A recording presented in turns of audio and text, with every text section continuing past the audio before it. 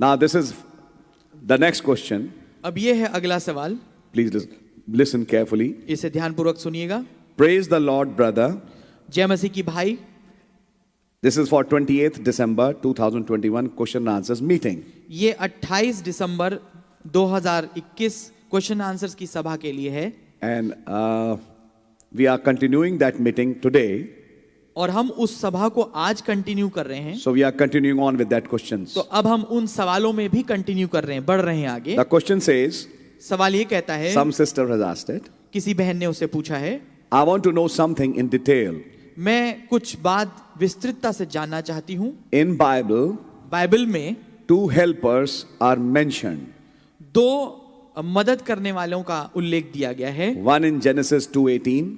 एक उत्पत्ति 2:18 में. And second in John 14:26. और दूसरे का उल्लेख दिया गया है यूहन्ना 14:26 में. One helper is female.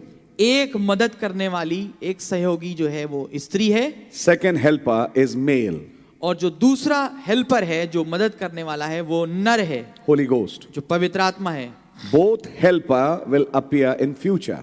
दोनों ही जो हेल्पर हैं, दोनों ही मदद करने वाले सहयोगी हैं, ये आगे भविष्य में आएंगे.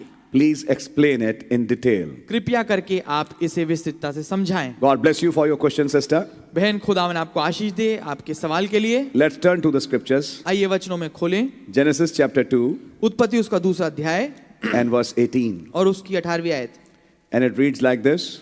और वो ऐसे पढ़ाई देता है. And the Lord God said, फिर यहोवा खुदा ने कहा, it is not good that the man should be alone. ये सही नहीं कि आदम का अकेला रहना. I will make him an help meet for him. मैं उसके लिए एक सहायक बनाऊंगा. Keep that verse in your mind. इस आयत को अपने दिमाग में रखिए. And now we turn to John 14:26. और अब हम निकालेंगे यूहन्ना 14:26. The second helper, as the question says. जो दूसरा सहायक है, जैसा आयत कहती है, वो सवाल कहता है. But the comforter, which is the Holy Ghost, परंतु सहायक अर्थात पवित्र आत्मा, whom the Father will send in my name, जिसे पिता मेरे नाम से भेजेगा, he shall teach you all things, वो तुम्हें सब बातें सिखाएगा, and bring all things to your remembrance, और जो कुछ मैंने तुमसे कहा है उन्हें स्मरण दिलाएगा, whatsoever I have said unto you. जो कुछ मैंने तुमसे कहा है. Now this is the second helper she's saying in the question. अब ये है दूसरा सहायक जिसके बारे में वो सवाल में कह रही हैं बहन. Well, my sister, खैर मेरी बहन, and you all also can hear it. और आप सब भी इसको सुन सकते हैं. These 2 helpers which you have told in the question, ये 2 सहायक जिनके विषय में आपने सवाल में पूछा है, they have very different purposes. इनके बड़े ही अलग अलग किस्म के काम हैं, उद्देश्य हैं. Let me read out what kind of help was to be given by the woman which God had made. अब आइए मैं पढ़ूंगा किस किस्म की सहायता है जो कि स्त्री के द्वारा दी जानी चाहिए थी, जिसे बनाया गया. You are well known with that letter which was written by the Holy Ghost. आप भली भांति परिचित होंगे उस चिट्ठी से जो कि पवित्र आत्मा के द्वारा लिखी गई. And this is what it says. और अब ये कहता है, The first son Adam पहला पुत्र आदम was the spoken seed word of God. वो बोला हुआ खुदा का वचन का बीज वाला He खुदा का was पुत्र given a था. bride उसे एक दुल्हन दी गई to reproduce himself. ताकि वो अपने आप को पैदा करे. That is why the bride was given to him, इसीलिए दुल्हन उसे दी गई, to reproduce himself, ताकि वो अपने आप को फिर से पैदा करे, to produce another son of God. ताकि एक और खुदा के बेटे को उत्पन्न करे. So now you know what kind of help she was made for. तो अब आप ये समझेंगे किस किस्म की सहायता के लिए वो बनाई गई. When she was made a helper, जब वो एक सहायक बनाई गई, she was made as a help to bring forth another son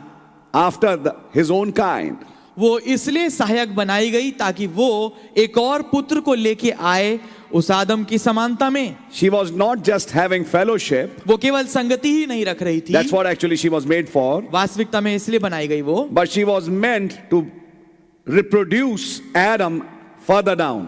परंतु उसका जो आने का उद्देश्य था वो ये था कि वो आदम को फिर से पुनर्जन्म दे, फिर से जन्म दे. That was the purpose. ये था उद्देश्य. And now if you can understand, my sister, और अगर आप समझ पाए मेरी बहन, how was she supposed to bring that reproduction? कैसे उसे उस प्रजनन के काम को करना था? It was by virtue of the spoken word, ये था बोले हुए वचन के द्वारा, which would have brought forth another child. जो कि एक और बच्चे को लेके आता.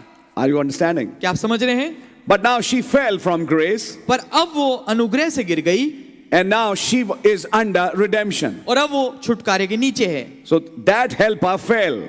तो वो वाली सहायक जो है वो तो गिर गई। So in fact, that helper fell and she herself needed redemption. तो वास्तविकता में वो सहायक जो है खुद गिर गई और उसे खुद एक छुटकारे की जरूरत थी। And try to understand it, अब इसे समझने की कोशिश करिए that the help she was made for जिस कारण से कि वो सहायता करे बनाई गई थी was to reproduce back her husband as another child. कि वो अपने पति को फिर से उत्पन्न करती एक पुत्र के एक दूसरे बच्चे के रूप में। Now in a larger sense, if you see, अब इसको अगर बड़े मायने में हम देखें, if you see it in the picture of the church, अगर आप इसको कलीसिया के संदर्भ में देखें तस्वीर में, that's what the church is doing today. यही तो कलीसिया आज कर रही है। Being the wife of Christ, मसीह की पत्नी होने के नाते she's bringing forth children वो बच्चों को लेके आती है and bringing the image of Christ in them. और मसीह की समानता को उनमें लेके आती है। So she is working in reproducing Christ back on this earth. तो वो इस काम में जुटी हुई है कि मसीह को फिर से उत्पन्न करे इस पृथ्वी पे। I hope you're understanding it. मैं आशा करता हूं आप इसे समझ रहे होंगे।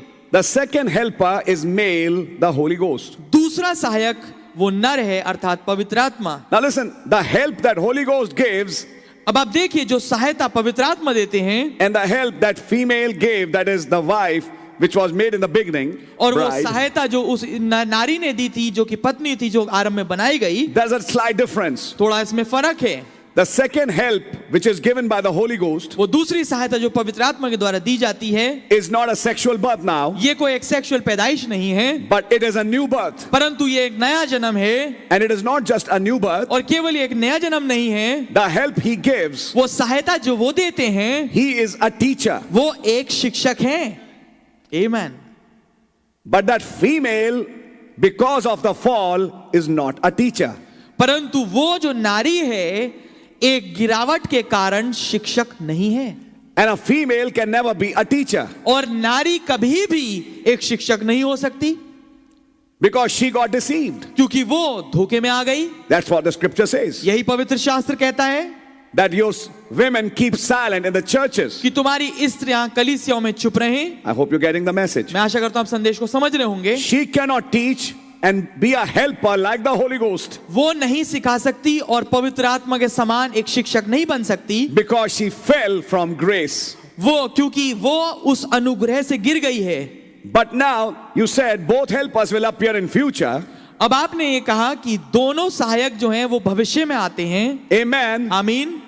But if you see both the types, पर अगर आप दोनों तस्वीरों को देखें, a female as an individual, एक स्त्री एक व्यक्ति विशेष होने के नाते, I'll say a sister, मैं कहूंगा एक बहन, and if I see it in a larger sense, और अगर मैं इसको बड़े मायने में देखूं, the body of Christ, the church, मसीह की देह अर्थात कलीसिया, when they appear in future, जब वो भविष्य में प्रकट होते हैं, they appear as redeemed ones, वो प्रकट होते हैं छुटकारा प्राप्त हुओं के रूप में, not as the redeemer. छुड़ाने वाले के रूप में नहीं। When the Holy Ghost appears, जब पवित्र आत्मा प्रकट होता है, he is the teacher. वो तो शिक्षक है, He never fell वो कभी नहीं गिरे and he can never fall. और वो कभी गिर भी नहीं सकते। I hope you understand the difference between the two helpers. मैं आशा करता हूं आप समझ पा रहे होंगे फर्क को दोनों सहायकों के बीच में। And the helper which is the Holy Ghost, और वो सहायक जो पवित्र आत्मा है, that help which he is giving the children is being a teacher. वो जो मदद जो वो सहायता कर रहा है बच्चों की, वो ये है कि वो उनका शिक्षक है And preparing them for an adoption. और उन्हें तैयार कर रहा है एक पुत्राधिकार को प्राप्त करने के लिए। So you can very well understand. तो आप भली भांति इसको समझेंगे। One is a female, one is a male. एक नारी है और एक नर है। And in a larger sense, that female today is called the church. और एक बड़े पैमाने में वो जो नारी है वो कहलाती है कलीसिया। But now she is called the redeemed one. परंतु अब उसे कहा जा रहा है वो छुटकारा प्राप्त हुई हुई। Is that right? क्या ये बात ठीक है? She was called to be a helpmeet to Adam.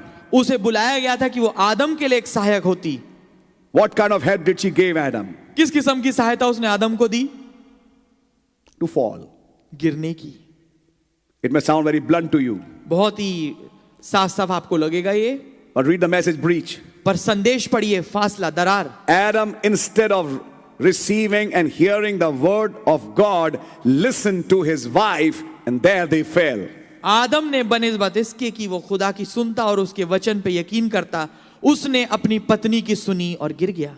She was deceived. वो बहकावे में आ गई। But praise God, she is under redemption. आमेन। पर खुदा की तारीफ हो, वो छुटकारे के नीचे है। So now don't talk about that help. तो अब आप उस सहायक की, उस सहायता की बात मत करिए। They appear in future. वो भविष्य में प्रकट होते हैं। But she appears as a redeemed one. परंतु वो प्रकट होती है एक छुटकारा प्राप्त हुई हुई के रूप में। She appears as a beneficiary. वो प्रकट होती है एक लाभ उठाने वाले के रूप में। But the help which the Holy Ghost gives परंतु वो मदद, वो सहायता जो पवित्र आत्मा देते हैं, will never make you fall. वो कभी भी आपको नहीं गिराएगा। It Amen। takes you up into adoption. वो आपको उठा के उस पुत्राधिकार में ले जाता It है। takes you in the rapture. वो आपको रैप्चर में ले जाता है। So I think Amen। that answers the question. तो मैं सोचता हूँ ये सवाल का जवाब हो जाता है। God bless you. खुदावन आपको आशीष दे।